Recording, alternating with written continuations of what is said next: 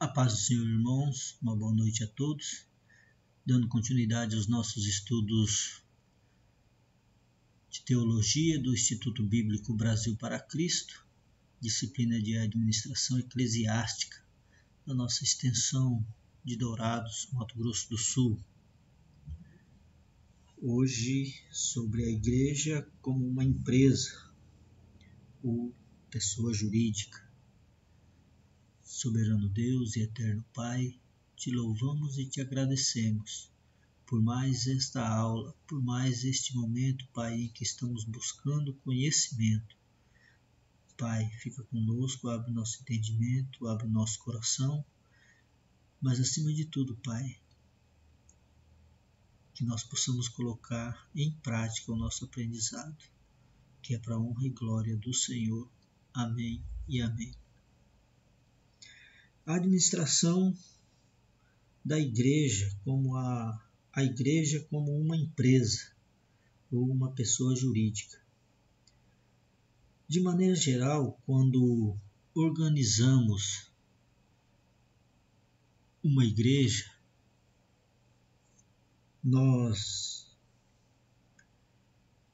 quando estabelecemos uma igreja, não temos o objetivo de criar uma empresa, né? Mas a lei brasileira, ela considera a igreja como uma entidade, como deveres e com obrigações semelhantes aos de qualquer empresa brasileira, diferenciando quase que apenas no que diz respeito aos seus propósitos. Dessa forma, a igreja terá que estar preparada para satisfazer as exigências do poder público do país onde ela estiver estabelecida. Porque a igreja ela tem que funcionar para a lei, para a legislação, como uma empresa. Então, ela tem que passar por toda a organização igual a de uma empresa, dentro da lei. A administração ela tem que obedecer necessariamente à legislação brasileira. A ordem hierárquica, os instrumentos jurídicos mais importantes da igreja ou da legislação brasileira, na nossa lei, é a Constituição Federal de 88. Ela é a nossa carta magna, e a lei mais importante do nosso país, que de maneira nenhuma pode ser contrariada. Depois da Constituição Federal, Constituição de 88, que é tida como a Constituição Cidadã, a última aprovada pelo nosso sistema legislativo, aí nós temos abaixo dela o Código Civil Brasileiro, que está presente em praticamente todos os atos do cotidiano do brasileiro.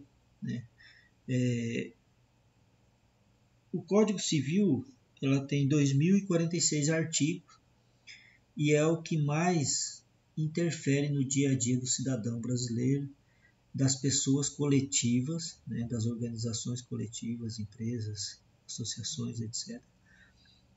Está em suas diversas naturezas jurídicas, as empresas comerciais, as sociedades civis, fundações, etc. Inclusive as nossas igrejas, ela está dentro desses artigos do Código Civil. O Código Civil envolve praticamente todos os setores da vida humana brasileira. Direito de família, sucessão, contrato, personalidade jurídica, personalidade patrimonial, todos os interesses que envolve a vida humana brasileira, ela está dentro do Código Civil, dentro dessas 2.046 leis ou artigos dessa lei. A ordem hierárquica legislativa, que de forma direta ou indiretamente influi na vida da igreja no Brasil, é a seguinte. Em primeiro lugar, nós temos a Constituição Federal, depois, abaixo da Constituição, o Código Civil, ou a Lei 10.406, de 10 de janeiro de 2002, que é o Código Civil. Abaixo do Código Civil está o Estatuto Social da Igreja, abaixo do Estatuto o Regimento Interno e abaixo do Regimento Interno os usos e costumes e a tradição. Então, essa é a nossa hierarquia dentro da nossa sociedade brasileira, no que diz respeito à legislação, né? A legislação que envolve as igrejas e, de modo geral, todas as empresas brasileiras. Essa é a hierarquia. Primeiro de tudo, a Constituição Federal, que não pode ser contrariada. Abaixo da Constituição Federal nós temos o Código Civil, que é a Lei 10.406, de 10 de janeiro de 2002, que teve suas alterações aprovadas. Cada igreja tem seu estatuto social, né, que é abaixo do Código Civil e tem que estar enquadrado dentro do Código Civil e da Constituição Federal. E abaixo, então, do estatuto da igreja tem o regimento interno, que deve ser cumprido. E abaixo do regimento interno tem os usos e costumes e a tradição. Então, esse é nossa hierarquia, né, dentro da legislação. Vamos dar uma olhada em alguns artigos da nossa Carta Magna de 88, a Constituição Cidadã, que são muito importantes para a igreja, antes de entrarmos na análise do Código Civil. Né? O Código Civil é abaixo da Constituição. Então, dentro da Constituição Federal, nós temos o artigo 5º, e precisamos observar principalmente os incisos 4, 6, 7, 8, o 16, o 17, o 19, o 20 e o 21. Esses são os do artigo 5º, que depois vocês peguem lá e dêem uma olhada. Né? O artigo 19º da Constituição Federal e o artigo 150, principalmente o inciso 6º, a letra B. Esses são os que mais inferem na questão da igreja. Não vou fazer a leitura porque ela é muito extensa, né, e vai tomar muito nosso tempo aqui dentro da nossa aula que é gravada, né, então vai ser para não se tornar muito extensa. O Código Civil, então, observem lá os artigos 40 ao 61, principalmente os artigos 44, o inciso 4, o artigo 45, 46, o artigo 54, 58, 59, 60 e o 61.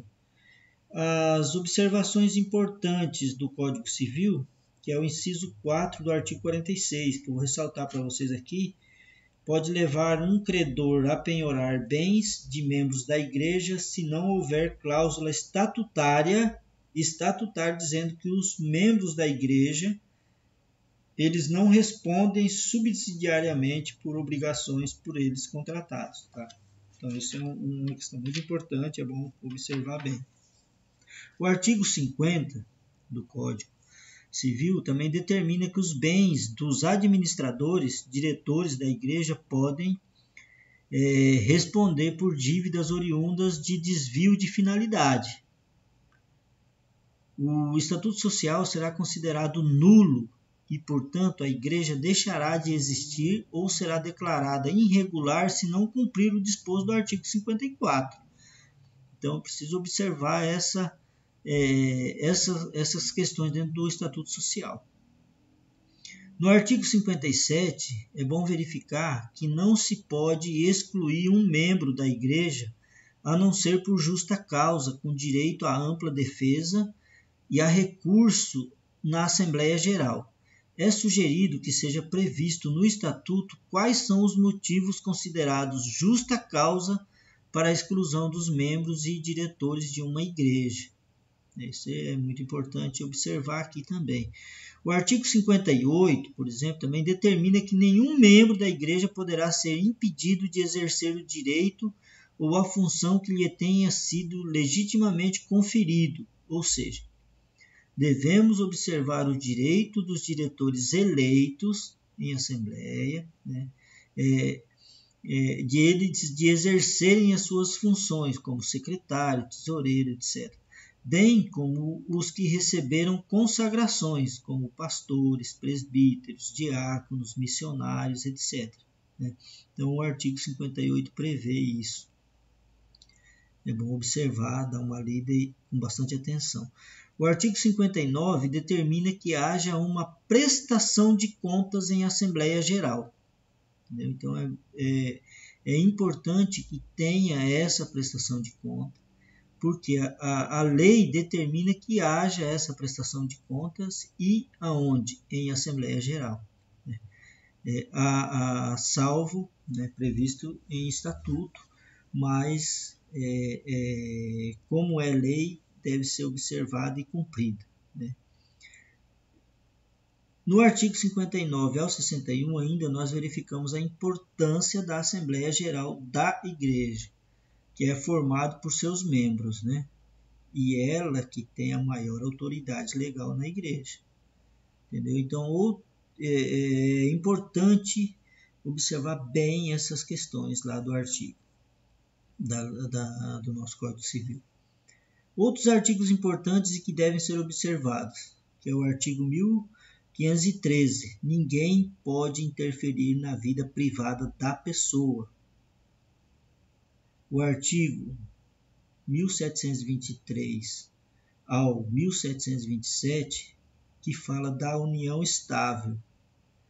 E o artigo 1277 a 1281, o 1299 e o 1312, que é da construção e da vizinhança, que fala, preciso prestar atenção nessas questões, porque diz respeito à vida em comunidade, certo? Então, esses são algumas das mais importantes para a gente observar dentro do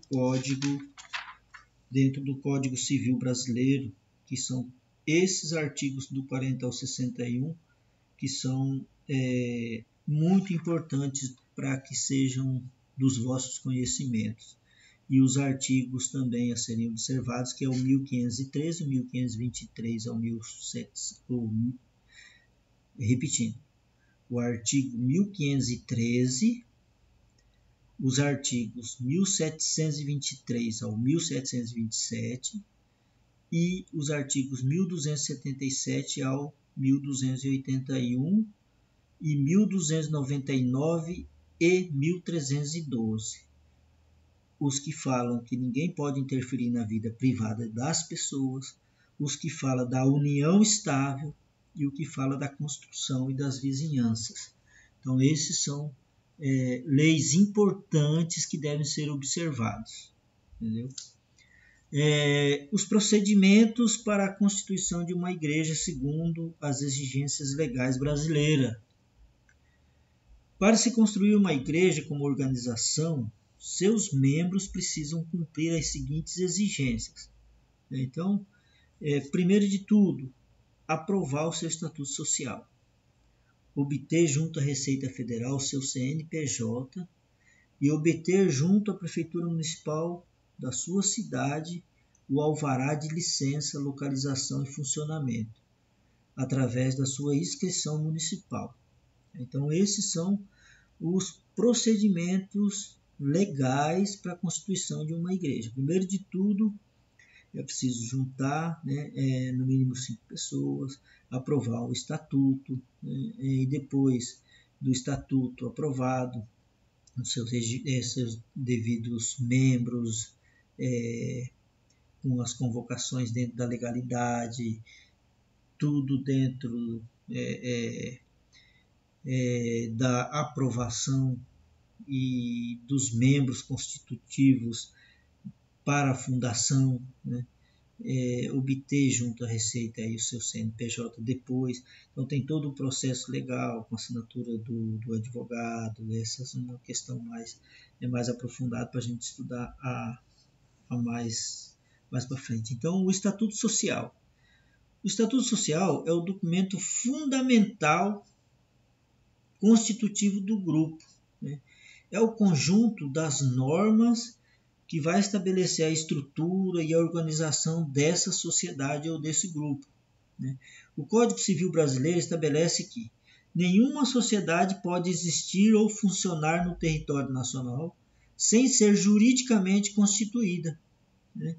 E o Código Civil brasileiro prescreve as condições para a constituição jurídica de qualquer sociedade de natureza religiosa, cultural, etc. Então, dentro do Código Civil é previsto como é que deve ser feito para se constituir esse grupo, ou para se formar essa igreja, ou qualquer sociedade de natureza religiosa ou cultural. Associação Cultural Brasileira, Associação Cultural dos Africanos, dos Índios, né? Tudo passa por esse mesmo procedimento. Primeiro de tudo, deve se constituir através de uma Assembleia Geral de formação, de fundação, tem que ter o Estatuto Social, dentro do Estatuto Social tem que ser previsto quem pode participar, onde vai ser, todas essas questões, depois ser assinado por um advogado, ter a lista de presentes, ter a primeira convocação, a segunda convocação com um número de pessoas para a fundação, todo esse processo é previsto no Código Civil e é preciso ter a assinatura de um advogado e depois ser registrado em cartório. Tem todos esses procedimentos que é para a gente estudar em uma outra oportunidade. 4 razões para que uma igreja tenha um estatuto.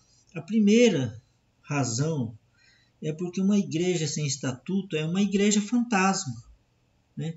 É uma igreja que não existe. Se não tiver uma lei, um estatuto que rege qual é a função dela, né? Ela não existe juridicamente. Se não existe juridicamente, ela não existe para a sociedade brasileira, ou para a cidade, ou para aquela comunidade. Uma das consequências da inexistência do estatuto será o conceito de que os membros farão de sua igreja, né? Uma igreja sem forma jurídica e aos olhos da lei, como uma entidade abstrata e aos olhos dos membros como uma instituição que não sabe quem é e o que deve fazer. Então,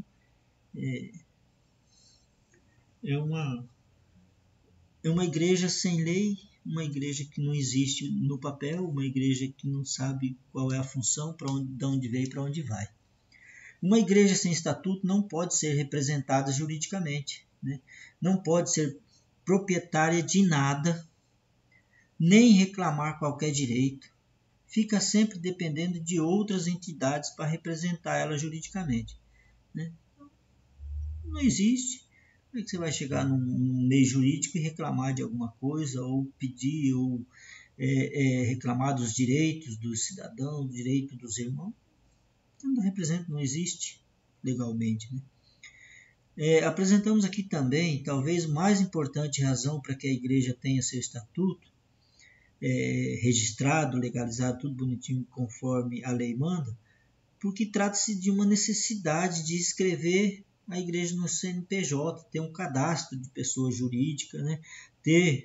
Antigamente a gente chamava de CGC, mas hoje é o CNPJ. Para efeito de inscrição junto ao INSS, legalização de qualquer obra da igreja, fazer reivindicação de um terreno junto à prefeitura, um comodato, né? Então a igreja dependerá dessas certidões negativas para poder estar solicitando junto aos órgãos constituídos, aos órgãos públicos, os direitos e também algumas reivindicações legais para que ela possa constituir e ter mais benefícios, né? Então, existe no Brasil, existe aí na formação da mente das pessoas mal informadas, que não têm conhecimento, de que a igreja, se não for escrita, estará, mesmo que a igreja não é escrita, está salvo da fiscalização, né? A falta de inscrição não isenta a igreja da obrigação social, não. Entendeu? Quer dizer, eu não tenho inscrição, ninguém vai me responsabilizar por nada, porque eu não existo mesmo, então, né?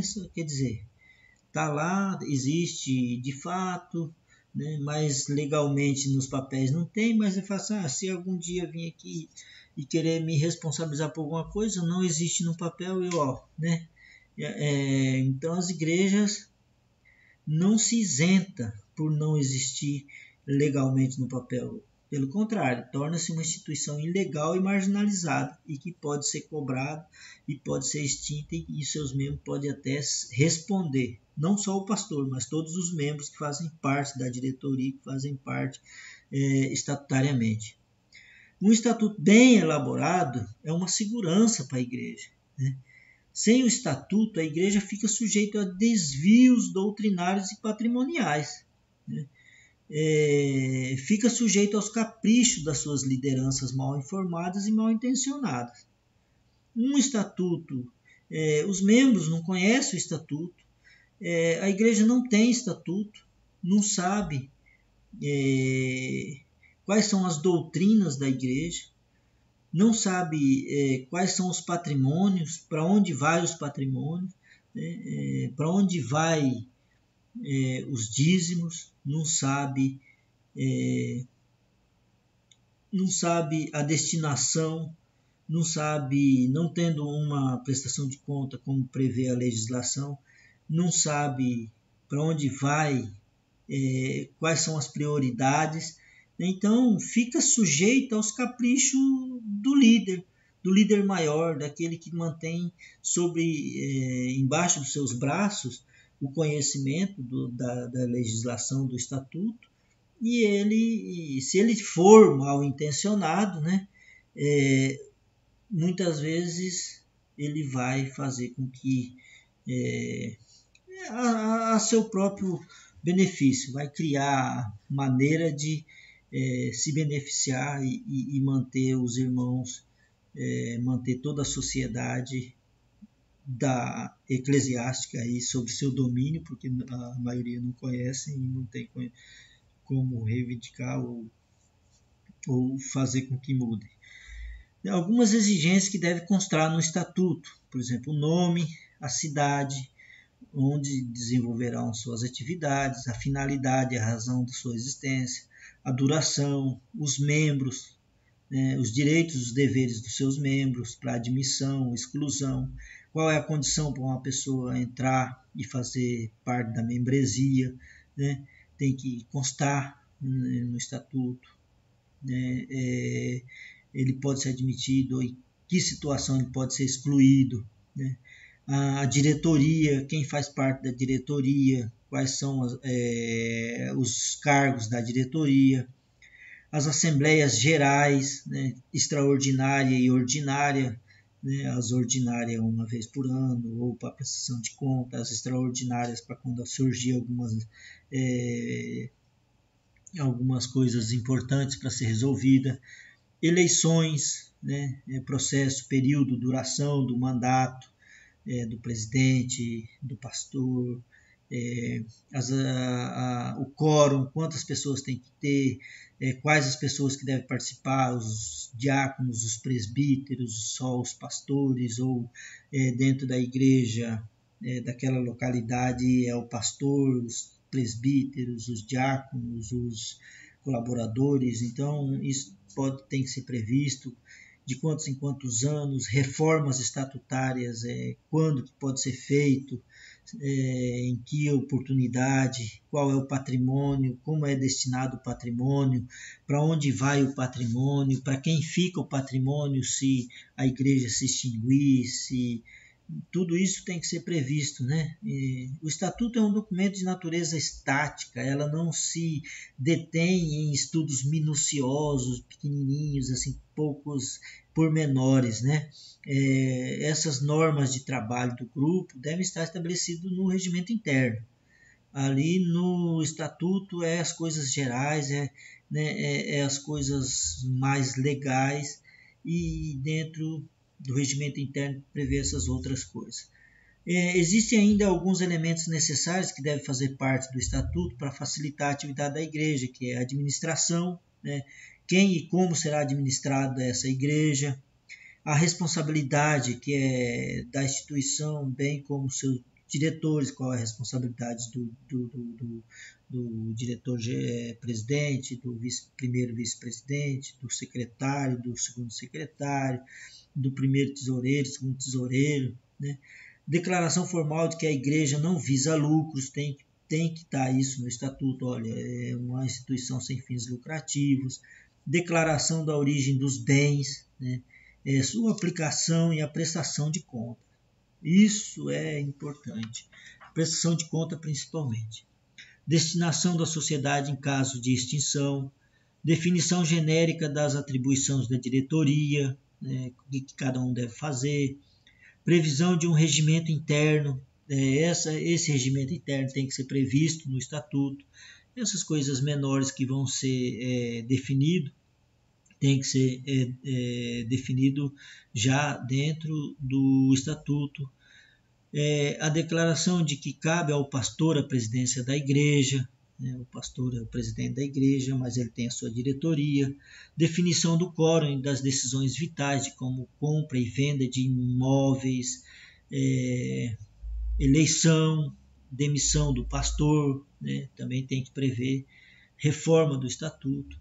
O que não constar no estatuto deve fazer parte do regimento interno. Então, ele é um complemento, o regimento interno é um complemento daquelas coisas menores que não precisa ter no estatuto, mas tem que prever no regimento interno, né? Que não precisa ser registrado, mas ele tem um valor jurídico porque ele foi aprovado pela diretoria e pelos membros, né? E nunca esse regimento interno deve contrariar o estatuto social. A reforma dos estatutos ele é preciso também porque, por exemplo, pode haver a mudança de nome de conformidade com a própria conveniência, a igreja pode mudar o seu próprio nome, a mudança do nome da rua, do bairro, do município, né? Então, são essas razões para a mudança da reforma do estatuto, que é necessário às vezes. Mudança da metodologia, né? Estatutos mais antigos pode conter normas de trabalho, se tornaram obsoletas, então ela pode ter sido omitido. Alguns estatutos antes de 2002, por exemplo, depois da reforma e depois da aprovação do novo Código Civil, muitos estatutos foram precisos ser reformulados, porque senão os cartórios não aceitam o registro, né? Então tem algumas imposições legais que precisa ter aí mudanças. Então, quando há uma mudança na legislação, é preciso que haja uma reforma no estatuto, então precisa ser reformado esse estatuto e tem que seguir toda uma norma, todo um rito que é previsto de como ser feito e que tem que ser previsto no estatuto. Inscrição no CNPJ, que as entidades religiosas têm, que têm personalidade jurídica, são obrigadas por lei a se inscrever no CNPJ. A igreja não inscrita no CNPJ estará impedido de quê? De registrar seus funcionários. A falta do registro de funcionário tem sido razão de muitas ações trabalhistas, né? Onde, na sua grande maioria, a igreja tem que ressarcir ao funcionário grandes números, grandes valores, além de ser um péssimo testemunho para a igreja de Cristo, né? Que os cristãos estão explorando funcionários, não estão registrando os funcionários, né? Que cristianismo é esse? Então são igreja que não tem CNPJ, igreja que exploram seus membros, igrejas não registram seus funcionários, não fazem aquilo que deveria ser feito. Então é um péssimo testemunho. A primeira coisa, porque não tem o CNPJ, porque não tem estatuto, porque, né? Entendeu? Então, que cristianismo é esse? Fazer transações comerciais como compra ou venda ou alugar imóveis, né? Aquisição no prazo de imóveis, utensílios, ter seus registros, efetuar movimentação financeira em bancos, né? Muitas igrejas não têm uma conta bancária, por quê? Porque não tem o CNPJ em nome da igreja. está sempre no nome do pastor, no nome sabe, de algum familiar. Então, não fica uma coisa, uma transparência, né?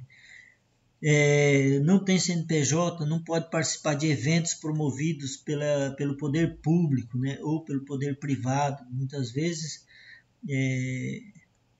a comunidade, a cidade tem eventos importantes, né, como a gente via aquelas festas juninas, né, ou eventos na praça onde você pode levar a palavra de Deus. Então você não tem um CNPJ, então como você vai participar das festividades do aniversário da cidade? Porque a tua instituição não tem CNPJ, não tem as documentações, então fala, não, mas você não tem, como é que você quer participar, né? Existem inúmeros projetos que pode melhorar, né, que você pode desenvolver, né? Tem projetos, tem recursos financeiros em todas as empresas privadas e propriamente também no poder público, que tem recursos disponibilizados, né? Mas você tem que estar com a documentação em dia. Igreja fantasma não tem como requerer, não tem como entrar numa licitação assim, para participar e de ir lá dar uma palestra, ou, sabe, de participar da vida social da cidade. Então, é uma igreja fantasma, não tem CNPJ. Inscrição municipal. A entidade religiosa que tem personalidade jurídica são obrigadas por lei a se inscrever junto ao município, né? A sua igreja tem personalidade jurídica do município? Você sabe? Para ter alvará municipal, tem alvará municipal? Não tem? Que autoriza sua instalação e funcionamento? Obrigações da igreja junto à prefeitura, contribuição anual para a prefeitura denominadas de taxa de licença e funcionamento, taxa de fiscalização de anúncio, imposto de propriedade territorial urbana, que é IPTU. Como a Constituição Federal do Brasil garante à igreja imunidade em relação a qualquer imposto, então é possível não pagar o IPTU e eventualmente as demais taxas solicitadas a essa imunidade à prefeitura, né? Então existe a norma relativa ao alvará do Corpo de Bombeiro e algumas coisas mais, mas tem que estar, né? Tem que estar dentro da legalidade. Será que a maioria das nossas igrejas, ou um grande número das igrejas cristãs dão esse testemunho ou dão um péssimo testemunho de andar na ilegalidade, de andar como igrejas fantasmas que existem? Assim, de fato, existe a placa, existe lá os pastores, seus membros, mas juridicamente, mas legalmente, elas existem? É uma pergunta, né? Usos e costumes e tradições devem ser considerados pelo administrador de uma igreja quando for tomada qualquer decisão. Mas esses usos e costumes e tradições nunca podem contrariar o regimento interno, e nem o Estatuto Social, e nem o Código Civil, e nem a Constituição Brasileira, sendo observada a ordem jurídica, pois é assim que os tribunais entendem. Se você for levado aos tribunais, primeira coisa, eles vão entender dessa forma. Valoriza-se toda a tradição desde que não haja violação à ordem jurídica. Entendeu? Então, a tradição e os usos e costumes não é previsto na legislação, mas é normal. A gente ouve falar, não, mas hoje em dia é normal, hoje em dia já não é mais, né? Não, se você se sente bem, se você está bem, se está tudo bem, não está bem, não. Né? Isso já é normal. Hoje em dia isso, não. Se tiver na lei, não é normal. É anormal. E se for anormal e se for para a justiça, não está na lei. Ah, mas é costume, todo mundo faz. Não, é costume, mas não está na lei. Então o costume não virou lei ainda.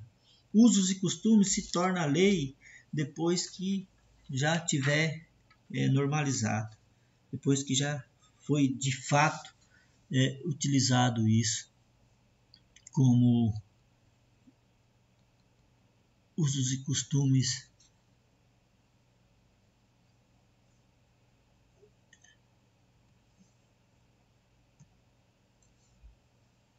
Então, essas são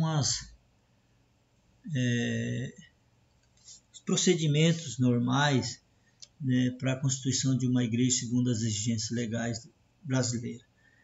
Para se constituir uma igreja como organização, seus membros precisam cumprir as exigências, aprovar o estatuto, obter junto à Receita o CNPJ, a Prefeitura Municipal alvará de licença, funcionamento e localização, tem consciência disso funcionar de fato, né, para que possa usufruir das melhorias, dos benefícios que o município, o país, né, as empresas podem oferecer. Existem muitos recursos. Aí depois vivem reclamando, né, ou dando péssimos exemplos. Então esses são os procedimentos. Seguindo, então, a igreja local, as diretorias e os departamentos, né? Cada igreja funciona como um determinado número de diretorias, podendo ser diferente de igreja para igreja. Essas diretorias são estabelecidas no Estatuto Social. Então, cada igreja funciona de um jeito, tem as suas diretorias diferentes. Né? O Brasil para Cristo é diferente da Batista, que é diferente das assembleias, né? E os seus estatutos são diferentes. Já os departamentos pode ser estabelecido através do estatuto social ou do regimento interno, ainda se não forem previstos nesses instrumentos aí do estatuto. Pode ser estabelecido também, se não tiver no estatuto e nem no regimento, algumas diretrizes ou algumas funções, ela pode ser prevista ou estabelecida pelo pastor, que é o presidente, né, que quando é previsto dentro do estatuto que as diretorias e os departamentos serão instituídos por reuniões ou assembleias ou estabelecidos diretamente ou nomeados pelo pastor, né? Dependendo de cada igreja e dependendo de cada estatuto social ou de cada regimento interno. Então fica mais fácil de ser modificado se ela não tiver no estatuto e tiver esses dizeres, né? Porque quando há mudança na direção da igreja, geralmente há mudança na diretoria e nos departamentos. Normalmente uma igreja tem no mínimo 3 diretorias. Quais são elas? A presidência, a secretaria e a tesouraria. Mas pode ter outras diretorias desde que seja previsto no estatuto. Mas geralmente é isso aí só. A diretoria, quem faz parte da diretoria? O presidente, a secretaria, o primeiro e segundo secretário, o primeiro e segundo tesoureiro. Os responsáveis por cada uma dessas diretorias são chamados de diretor e pode ser 1, 2 ou até 3 diretores para cada uma dessas diretorias. Por exemplo, a presidência pode ter o presidente, que pode ser o pastor, o primeiro vice-presidente, um outro pastor, um diácono, um presbítero, e o segundo vice-presidente. Isso é a presidência. E a secretaria é o primeiro secretário, o segundo secretário. Na ausência do primeiro secretário, às vezes o segundo secretário faz o serviço. A tesouraria também é o primeiro tesoureiro e o segundo tesoureiro. Tudo tem as suas qualificações e as funções de cada diretor é designado pelo Estatuto Social. No Estatuto diz lá, olha, o primeiro presidente tem que fazer isso, isso e isso. O presidente isso e isso. O segundo, sabe, o primeiro tesoureiro tem a função disso, disso, disso. Né? Tem que ser previsto. e também algum complemento ser registrado no regimento interno. E quando é omisso e é de responsabilidade do presidente ou da diretoria determinar que cada diretor deverá realizar para o bom andamento da ordem administrativa da igreja. Por exemplo, os departamentos podem ser mais variado possível. Pode ter muitos departamentos ou não. Não faz parte da diretoria, mas são departamentos que podem ser nomeados ou pode prever no estatuto ou no regimento interno, ou simplesmente pode ser designado. Né?